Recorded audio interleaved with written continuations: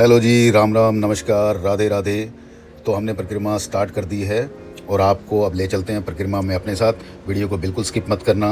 अगर चैनल को सब्सक्राइब नहीं किया हो तो चैनल को सब्सक्राइब कर देना और इस वीडियो को भी लाइक कर देना और अपने चाहने वालों के साथ शेयर कर देना।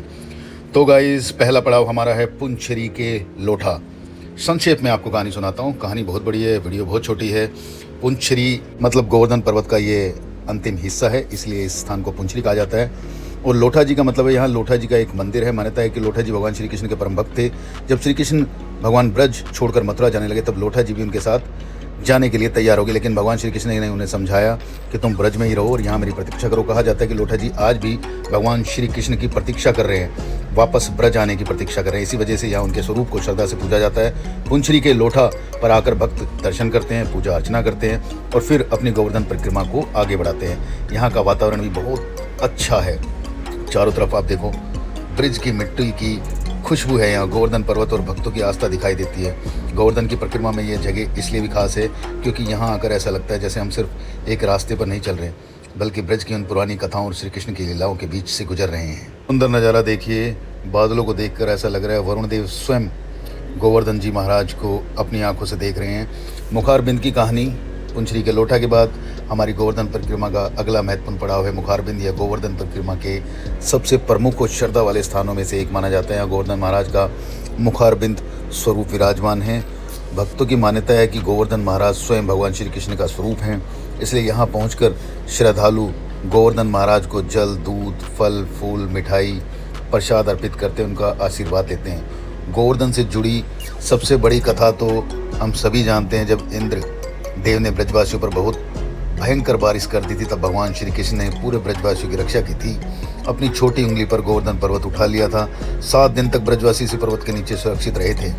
इसी वजह से ब्रज में गोवर्धन पर्वत को सिर्फ एक पहाड़ नहीं बल्कि गोवर्धन महाराज के रूप में पूजा जाता है। मुखारबिंद पर आने वाले भक्त यहाँ कुछ समय रुकते हैं, दर्शन करते हैं, फिर परिक्रमा को आगे बढ़ाते हैं।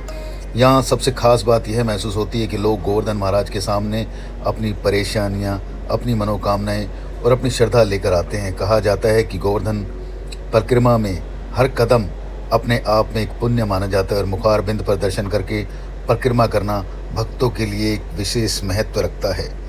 अब भीड़ देखिए, बाजार की सुंदरता देखिए और लोगों का उत्साह देखिए। इतनी भीड़ में भी सब भक्त दर्शन करना चाहते हैं, भगवान श्री कृष्ण से अपनी मनोकामना प्राप्ति के लिए दुआ करना चाहते हैं।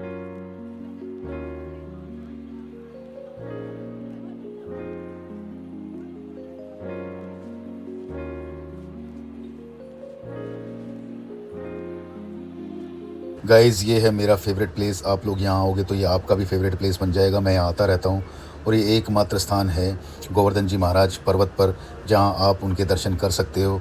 और अभी अभी गाइज़ हम ऊपर आ रहे थे तो एक बंदर हमारे हाथ से स्प्राइट लेके चला गया था और वो बंदर भी हमारे को क्रॉस करके इसी रास्ते पर गया है और सामने वाले पेड़ पर भी बैठा हुआ है।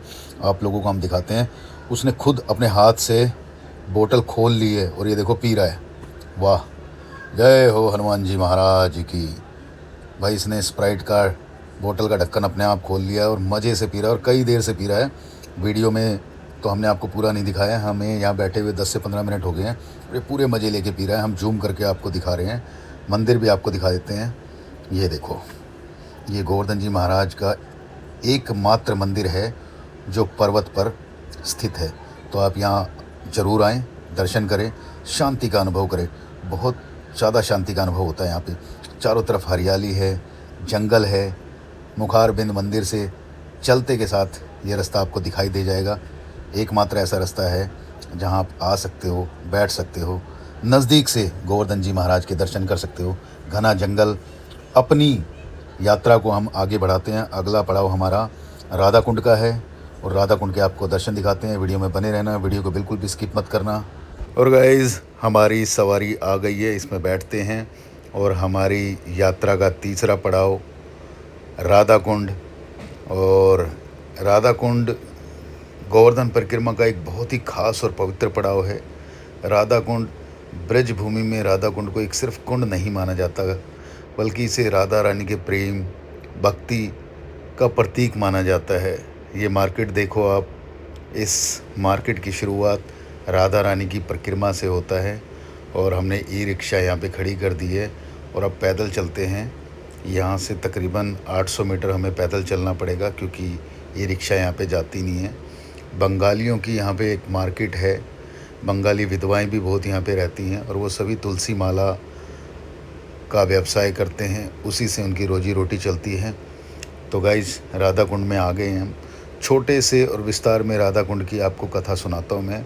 राधा कुंड से जुड़ी एक बहुत प्रसिद्ध कथा है। मान्यता है कि भगवान श्री कृष्ण ने अरिष्टासुर नाम के राक्षस का वध किया था। इसके बाद राधा रानी ने श्री कृष्ण से कहा था कि उन्होंने एक बैल का वध किया है, इसलिए उन्हें पाप लग गया है। आप पवित्र हो जाएं, स्नान करें, तभी आपका पाप धुलेगा। कहते हैं तब श्री कृष्ण ने अपनी एड़ी से धरती पर प्रहार करके एक कुंड बनाया, उसमें सभी पवित्र तीर्थों का जल मंगाया गया। इसे ही श्याम कुंड कहा जाता है। इसके बाद राधा रानी ने भी अपनी सखियों के साथ मिलकर पास में ही एक कुंड बनाया जिसे राधा कुंड कहा जाता है। मान्यता है कि बाद में दोनों कुंड आपस में जुड़ गए। ब्रज की परंपरा में राधा कुंड का महत्व बहुत ऊंचा माना जाता है। यहाँ देश विदेश से श्रद्धालु आते हैं, दर्शन करते हैं और कुंड की परिक्रमा करते हैं। इससे जुड़ी एक सच्चाई ये है कि जिनको संतान प्राप्ति नहीं होती, अष्टमी, एकादशी और पूर्णवासी को यहाँ पे आके स्नान करें, माता रानी से संतान के लिए प्रार्थना करें, उनको संतान प्राप्ति होती है। मेरी इसमें आस्था है। राधा कुंड से जुड़ी सबसे खूबसूरत बात यह है कि यहाँ भगवान श्री कृष्ण और राधा रानी के प्रेम और ब्रज की भक्ति की भावना को महसूस किया जा सकता है। इसलिए जब भी कोई भक्त गोवर्धन परिक्रमा करते हुए राधा कुंड पहुँचता है तो यहाँ कुछ पल रुककर दर्शन जरूर करता है। राधा कुंड के आसपास आपको मंदिर, साधु संत, श्रद्धालु और ब्रज की पुरानी गलियाँ देखने को मिलती हैं। सुबह और शाम के समय यहाँ का माहौल और भी आध्यात्मिक हो जाता है। मेरे लिए भी गोवर्धन परिक्रमा में राधा कुंड आना सिर्फ एक जगह देखना नहीं है, बल्कि ब्रज की उस आस्था को करीब से महसूस करना था, जिसके लिए देश के कोने कोने से लोग यहाँ पहुँचते हैं। और यही वजह है कि गोवर्धन परिक्रमा में राधा कुंड को एक बेहद महत्वपूर्ण पड़ाव माना जाता है। और मैं आपको सबको दोबारा सलाह देना चाहूँगा कि जिसकी भी संतान की मनोकामना पूर्ण नहीं हो, वो यहाँ आके एक बार ज़रूर राधा रानी से अपनी मनोकामना के लिए प्रार्थना करे, जरूर संतान प्राप्ति उनको होगी। मेरी आस्था है। एक बार दोबारा से आपको बोल रहा हूँ और आप चैनल को सब्सक्राइब कर देना, वीडियो को लाइक और शेयर जरूर कर देना। राधे राधे में आ गए। यहाँ थोड़ा सा ब्रेकफास्ट, बहुत बढ़िया कैफ़े है, आप लोग यहाँ आ सकते हो।